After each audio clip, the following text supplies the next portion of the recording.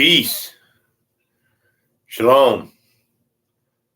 All praise and glory to the mighty Most High, our Creator is one. There is none like him.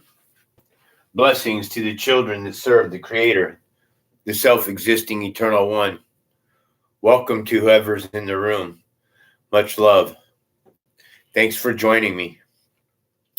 Here we've been going through Exodus and stuff, and I'm trying to explain to people about the difference between the Lord. And as you go through these parables, we're going to start seeing changes and contradictions, and that you're going to see that there's different reference numbers to the same self-existing eternal Creator who calls himself the Lord.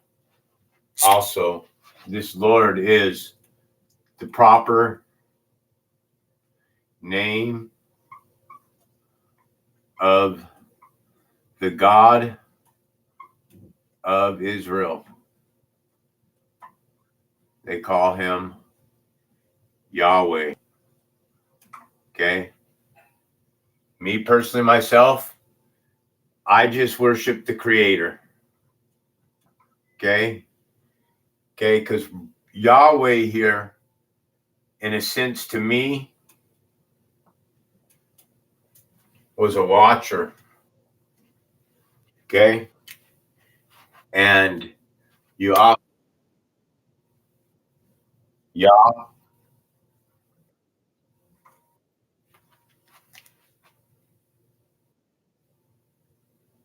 What is up?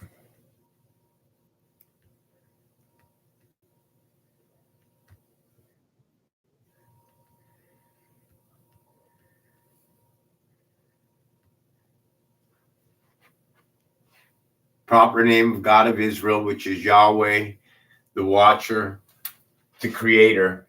Okay? They're telling us that the Creator's name is Yahweh. Folks, I think that the Spirit, the self-existing eternal Spirit, its name is unknown on this plane of existence. It's been removed.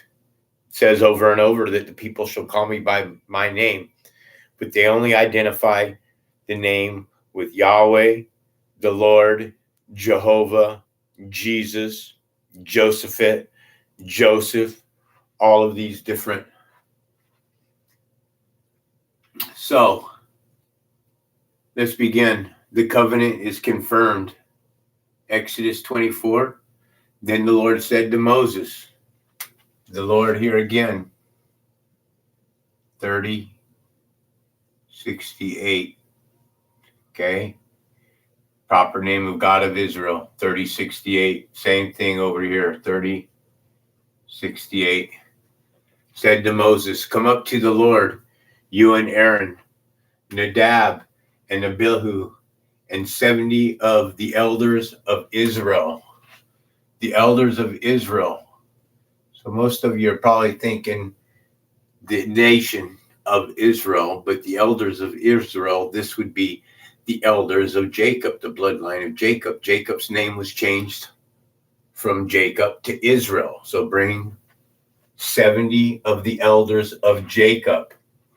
You are to worship at a distance, but Moses alone is to approach the Lord. The others must not come near. Now,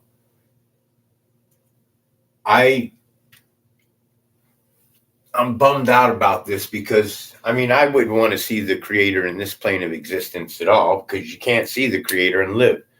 Not in flesh. You can't see the Creator and live in your flesh. Now, maybe on the other side, where God reigns at his spiritual throne and sits above the firmament, not the sky under the firmament, because the sky underneath of the firmament, it says that the birds in some Bibles will fly underneath of the heavens, that the birds fill the heavens and let them fly across the heavens. Okay, so you have a heaven that is above the firmament, God's kingdom, the spiritual world outside of this material world, and then you have this plane of existence here that's made up of centropy, the electrification of the materialized world. Okay, you are to worship at a distance, but Moses alone is to approach the Lord. The others must not come near, and the people must not come up with him. When Moses came to the people and told them all the Lord's words and laws, they responded with one voice, "Everything the Lord has said, we will do." Okay? Well, if you guys are doing everything that the Lord said, then please explain to me, why are you still in captivity? Where have you been led? Moses then wrote down all the Lord had said. He got up the next morning and built an altar at the foot of the mountain and set up 12 stones of pillars representing the 12 tribes of Israel. Now, what's curious about this is the Lord has been guiding Moses all along on all of this trail. Come and talk to me, all this. But you don't hear the Lord telling Moses. He has told Moses in another chapter to build an altar. But in the very beginning of the creation, when they were all cast out into a world of sin, there was nothing told to Adam and Eve to build an altar. The altars didn't come later. You got to remember, we've been cast out. Adam and Eve, the first living creatures that the Creator created, that weren't created in an image, that were molded from the dust of the earth and had the breath of God breathed into them, are not the same as those that are created in an image of God on the sixth day of creation. Okay. He got up the next morning and built an altar at the foot of the mountain and set up 12 stones of pillars representing the 12 tribes of Israel. Then he sent young Israelite men, and they offered burnt offerings and sacrificed young bulls as fellowship offerings to the Lord. Now, what I forgot to do here, fellowship offerings to the Lord. Okay. Give me 1 second. I forgot to pull this up before I started this stream. To what purpose is the multitudes of your sacrifices unto me, says the Lord? When you come to appear before me, who hath required this at your hand? He's asking you. The Lord's never told you guys that the sacrifice. When ye come to appear before me, who hath required it? Bring no more vain obligations. Incense is an abomination to me. The new moons and Sabbaths, the calling of the assemblies, I cannot away with. It is iniquity, even the solemn meetings, your new moons and your appointed feasts, my soul hath it. They are a trouble to me. They're trouble to the Lord. The Lord is telling you that sacrifice is a problem. This is what I'm trying to teach you. People that are saying that this Bible is perfect manuscript, or ministers that tell you that this is a perfect manuscript, are of the devil. This is a chopped up book today, folks. It's not the same. Okay. So, said, I will do. Moses then wrote down all the laws. Okay, Moses took half of the blood and put it in bowls, and the other half he splashed against an altar. Now, to me, folks, it sounds pretty disgusting to slap an animal's blood across an altar around, put the other in the bowls. Okay? Then he took the book of the covenant and read it to the people. This is really big to me. The book. Okay? God has just now wrote the 10 Commandments and stuff. He's just now having Moses bring laws to him. So we got to ask ourselves, what book is this? I'm pretty sure that Enoch is one of the books that we're talking about here.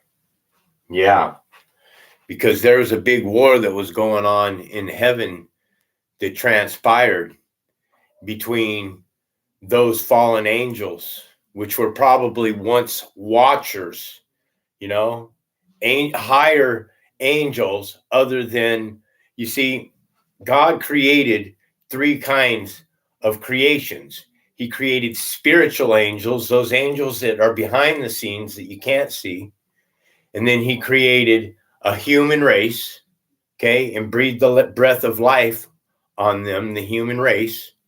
And then before the human race, he created another race. He created a race that was in an image, okay? And an image of God is a phantom. The biblical definition for image is a phantom in the Strong's Concordance. The Strong's Concordance is an illusion. It's to shade a phantom. It's an illusion. The man that's created in an image of God is simply a flesh suit, is a biological robot that is a serpent inside of the flesh suit. Very crafty. Satan has led us to believe that we're one human race. He wants you to believe that we're all one human race. No, he also wants you to believe that there's a race war that exists, and that race war that exists is between black and white.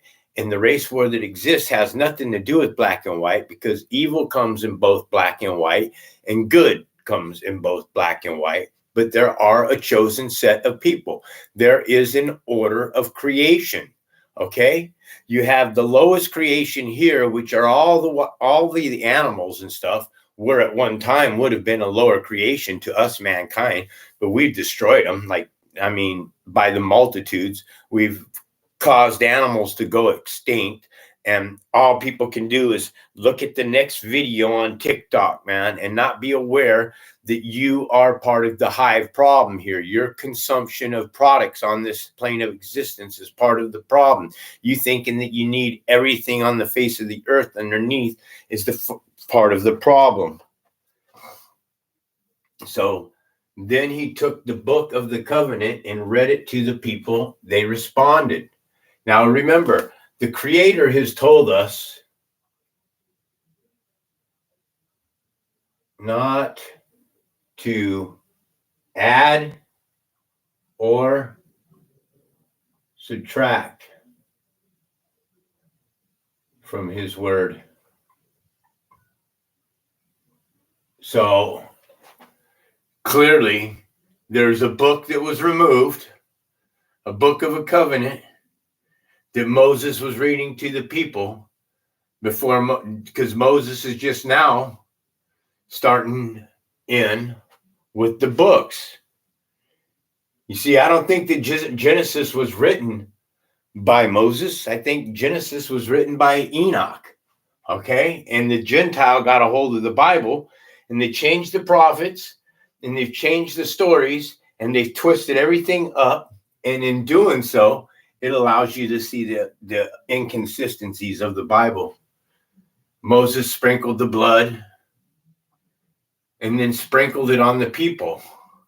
So now he's slinging blood over people, man. To me, it's not right, folks. Sprinkling blood on people, slaying a bull and taking the blood and slinging it on people. Now you see why I read this, okay? Bring no more vain oblations. Incense an abomination to me. The new moons and the Sabbaths, the calling of assemblies, I cannot away with. It is iniquity, even the solemn meetings. Your new moons and your appointed feasts, my soul hateth. Wow, the Lord's soul hateth. They are trouble to me. I am weary to bear them. Wow, the Lord is weary. So now we got to question who it is that's talking here if the Lord is weary, because the Lord never slumbers. The Lord's never tired. The Lord's never weary. None of it. Everything is ordained for a purpose, for a reason, okay? When people tend to think that God's creation, that he isn't in order, and that even those angels that are closest to him, those that were supposed to be watchers, those that were supposed to not intercede with what it is we're doing, but to communicate to the creator our actions and what was going on. And then the watchers fell from grace, and they're the ones, the sons of gods, who took for themselves the daughters of men. It's the watchers. And then the Nephilim were created. They're telling you what was created, but they're high. When they give you all these images of the giants being 30 feet and carrying lions and these depictions and stuff of the giants, do I know absolutely 100% that giants don't exist? No. Do I believe that giants absolutely 100% existed? No, I don't. I don't believe in any of that. I believe that giants are a metaphor for the New York Giants or for the San Francisco Giants, and that a giant is simply somebody, metaphorically, that is above others, is placed themselves in idol worship, is what I believe, okay? Sprinkling blood on people, buddy. That to me is, I wouldn't let anybody sprinkle blood on me. I'd be like, I don't know, man. I'm kind of out of here on this. I love you, my creator. All praise and glory to you, the mighty one, the self-existing eternal one. But I'm not letting somebody slap me all, sprinkle blood all over me. I'm just not going to do it. This is the blood of the covenant of the Lord that is made with you in accordance with all these things. Now we have to truly ask, because I'm trying to differentiate for you, that there's a difference, that there's something, this energy force that thinks of itself as God. Okay, you got to remember Adam and Eve were cast out into this Gentile world, into this plane of existence of death. They were cast into a flesh-eating world. Before, they were in a place that was eternal life. There was no death that existed in the garden. You know, they ate fruit from the garden. Everything that they had was theirs to sustain. They were light beings. It's possible that before they ate the apple, that Adam and Eve didn't pee, that they didn't drop bombs, that they didn't defecate, that they didn't go onto a bowl or any of that, because they were light beings being fed in the world of light by the manna of God. And what we think of as the physical world isn't the same as what pulling a fruit off of a tree in the spiritual world. Oh, it's just so mind-bending. This information it's mind-bending. Blows me away. Moses and Aaron, Nadab and Abihu, and 70 elders of Israel went up and saw the God of Israel. So now someone has seen and placed eyes on the God of Israel. And the God of Israel is who? Yahweh, which confirms my findings that saw the God of Israel, because any Hebrew Israelite, they'll all tell you that those that serve Yahweh, that he is the God of Israel. Yahweh is the God of Israel. So now we know that went up and saw the God of Israel, then we have to be talking about Yahweh. And in this case here, like I said, I don't worship Yahweh, because if we go back to Exodus 15:3, many different versions, if you read a bunch of different versions, you have both Yahweh and Jehovah. Okay. And this here's the God of Israel.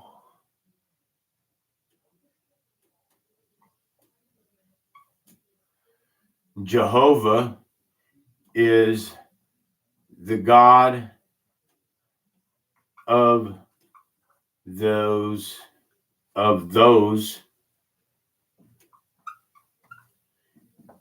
in Jerusalem today.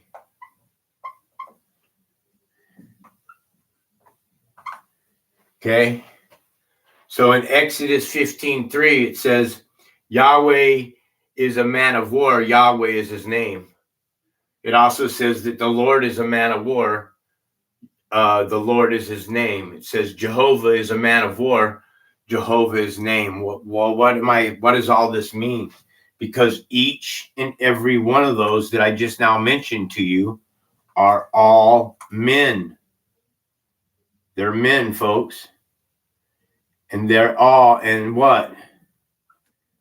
God is not a man. Yahweh is a man. Okay? Now, he may be a spiritual man.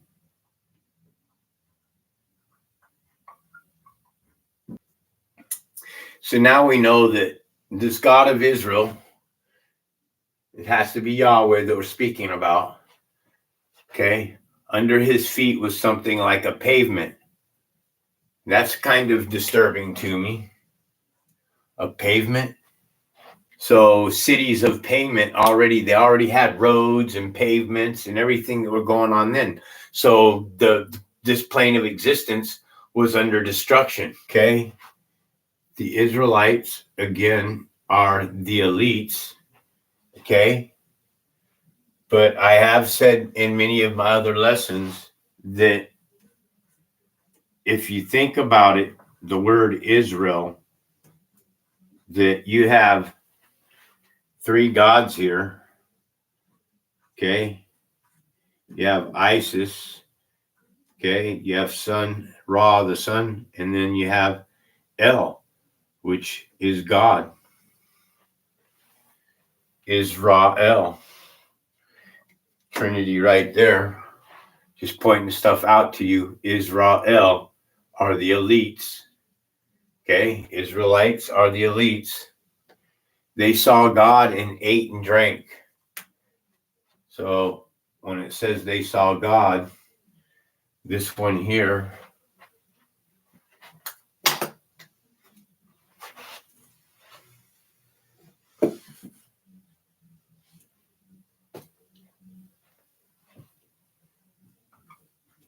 Elohim. This is 430 of the Strong's Concordance. 430 of the Strong's. Okay, Elohim, which is plural. You should all know this by now. Of Eloah. Okay, and then you have Eloah. You have it spelt in many different ways. Okay, and it is God's. And this is where your confusion comes from, where the Creator says in Exodus 12:12 that he will destroy all the other gods under the heaven. Now, in the book that I'm reading, this is what it says. I believe this is the King James Bible, or it may be the King James Version. Okay? But he says he'll destroy all the other gods under the heaven. The NIV says that he's going to destroy all the other gods in Egypt. But you got to understand that Egypt equals slavery. It also equals bondage. And bondage equals America. Okay? They sold you a shit show telling you that you're free beings. You guys aren't free, okay? You need to understand that freedom means the right to fall away. Okay? Because you're the fallen angels. It's us. We're the fallen angels. It was the right to fall away. God gave us free will to engage in sin or not engage in sin. But the fact is that everything's to his glory, and he's going to wake up some of us, and he's not going to wake up others. So they saw God, Elohim, because Elohim, good and evil. The Lord said to Moses, "Come up to me on the mountain and stay here.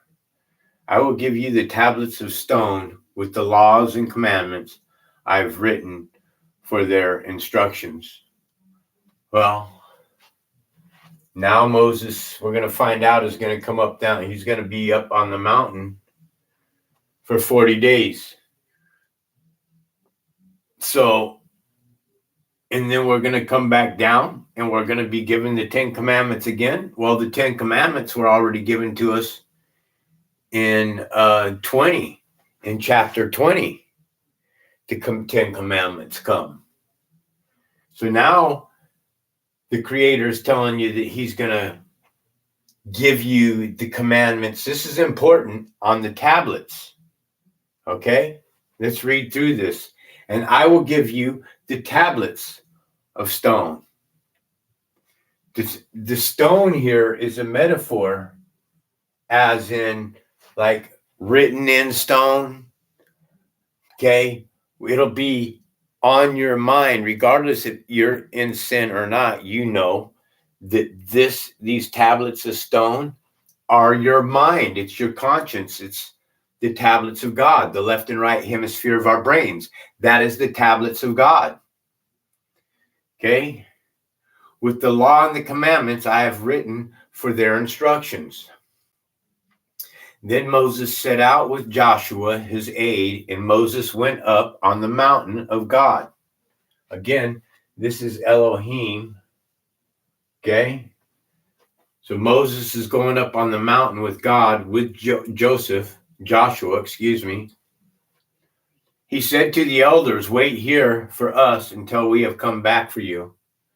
Aaron and Hur are here with you, and anyone involved in a dispute may go to them." When Moses went up on the mountain, the cloud covered it. Okay? And the glory of the Lord settled on Mount Sinai. For 6 days, the cloud covered. Always 6 days. Why not 7 and 8? Oh, my goodness. 6, 7, or 8. 6 days, the cloud covered the mountain. And on the 7th day, the Lord called to Moses from within the cloud. To the Israelites, the Lord looked like a consuming fire on top of the mountain, okay, which is big, okay? There is a God of fire, folks, all right, that consumes, all right? And then there is the living spirit, the self-existing eternal creator, which is a creator. He creates, and he created everything, and he created this plane. He created a plane of existence that is a living plane, and then he created another place, this place here, which is a place of death. Okay?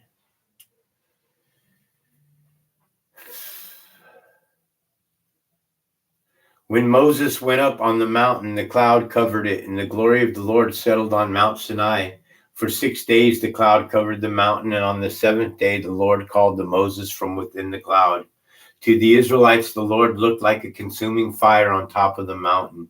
Then Moses entered the cloud as he went up onto the mountain, and he stayed on the mountain for 40 days and for 40 nights.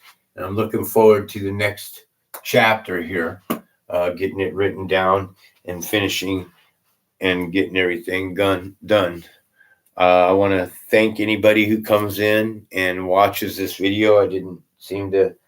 I had a couple when I first came in waiting, and then the minute I started talking, they kind of bailed out. So that's generally the way it is. And when you start talking about the supreme self-existing eternal creator, or speaking about one God, no, Gentiles seem to need a fantasy God to save them from their sins, because you're too weak to hold yourselves accountable for your own actions. Anyways, everybody have a wonderful day. Take care of yourselves. This is White Raptor News Ministries.